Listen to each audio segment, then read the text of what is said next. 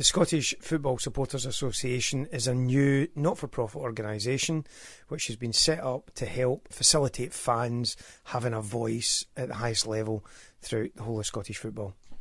Why does this need to exist? Well, it needs to exist because, strangely enough, there isn't any organisation like this, and we're the only country in Europe which doesn't have an independent fans organisation where fans' voices are heard. What we want to do is try and facilitate dialogue from all the different fans right across the country, from Aberdeen and right down to Stranraer. We've got a view, they've got an understanding of the game, and at this moment in time those views are generally not heard. So we want to try and facilitate bringing that collective voice together and representing those fans. And if we can quite quickly get to a position where there's 100,000 fans all part of this this organisation as members, then I think that's a very, very strong voice that can be heard throughout the game. So who can join this organisation? Anybody can join. It's open to 3 different sets of parties. There's individuals, anybody that's just a football fan. If you've not been for 50 years or you go every week, you can join as an individual. Or else if you're part of a group, if you're part of a supporters trust or a supporter society or an association, they can join. And the third area of membership is for affiliates, which is various different fan sites and fanzines and the like, and they can join too. It's all free of charge. You mentioned that your magic number at this stage is 100,000 fans. If you had 100,000 fans, what sort of power would that give you? I think it'd be a huge step in the right direction in terms of having a collective voice. I think it couldn't be ignored. In the example we give down in England, where the Football Supporters Federation started in a very similar vein, they went to the FA and to the Premier League and asked for funding to broaden the reach of the organisation. And I think we would likely do the same thing at Hampden Park. We would want to be on committees that decide things about Scottish football. We'd want to have dialogue about the big important issues, and we'd want to make sure that the fans' voices are heard. What are you going to do differently to the other organisations that exist or have come before you? What we're going to do is to make sure there's a proper structure in place. All the positions that we have just now, we've got some highly experienced people going on our board and our working groups, and we'll use that to our advantage. We'll also build a network through the 100,000 members that we aim to have, so that we've got representation of all the various different clubs. We'll look at the things that need done. We'll look at research into the game. Lots of fans are asking things like summer football. Could it work? Well, we want to go and research that and come back with our arguments why, as fans, we think they either will or it won't work. We'll also look at making sure that community ownership, which has very much been developed in a proper way, so that we can continue to help clubs. I've personally been involved at Stirling Albion, at Motherwell, at Hearts and at Dunfermline, and that's again is an experience that we want to try and have. And I think one of the big things that we want to bring is campaigns. We want to look at campaigns that fans can actually be actively involved in. In England, we've seen Hull City, where the name was going to get changed, or Cardiff City, with the colours were being taken away from them. And we believe that campaigning can work. We've seen it effectively in Scotland a few occasions, and I think we can help coordinate that and make sure the fans' voices are heard properly with coordinated campaigns. Tell me about your fans' parliament and your fans' panel. The fans' panel are people who have come forward already who said, I'm interested in helping. We've had over 40 volunteers just through social media. We had a couple of tweets out and we had suddenly 600 followers. They will in the first instance be the first line of the organisation, and below that we'll have a regional set up where they'll have a territory to look after, where they'll actually go out and find fans, talk to fans, and be the port of contact. Eventually what we would like is we'd actually like a representative elected at every single club in Scotland. That'll take some time, but Rome wasn't built in a day, and we believe that this organisation 5 years from now will be something that fans right across Europe will look at with envy. Where are we on the fans' journey from being taken for granted to being around the boardroom table? You've been involved in this for an awful long time. How much further do you think we still have to go to get the change you want to see? I think radical changes have been happening. I think we started off with fans being involved in buying clubs, running clubs. We've now got 4 or 5 clubs that are community owned. We've also got another 4 or 5 clubs that are trying to be community owned, so that affects the people who are on the boardroom. It also affects the people who are representing the fans at Hampden Park, and that's a huge opportunity to change the game in a more community and fan focused way that the right type of people are walking through, and it's bringing a better democracy to the game.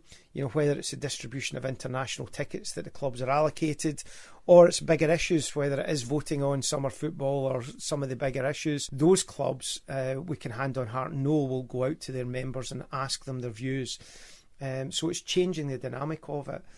Still a long way to go, undoubtedly. There's a fear factor. A lot of people have been scared about, you know, community ownership.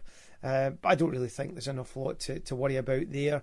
And one of the other things that it brings, this changing landscape brings, is the opportunity for fans to just have more involvement. Community ownership won't work at every club, but the involvement of fans, who at the end of the day are the most loyal of all audiences, is absolutely critical if any of these clubs are going to not just survive, but to actually thrive in the future. Any supporters organisation will have a difficult job if it is not recognised and to an extent supported in some sense by Hampden, by the people in charge of Scottish football. What do you envisage that relationship being going forward? I've had various different relationships with the people at Hampden Park, from my time before I bought Stirling Albion, for the community, to running the club, to being involved at the other organisation at Supporters Direct. And this new organisation will go in and create its own landscape.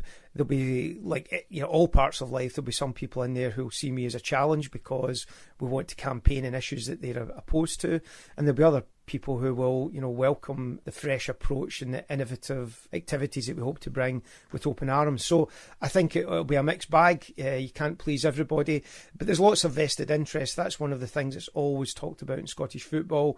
And if I'm upsetting some of those people, then potentially we might be doing a good job.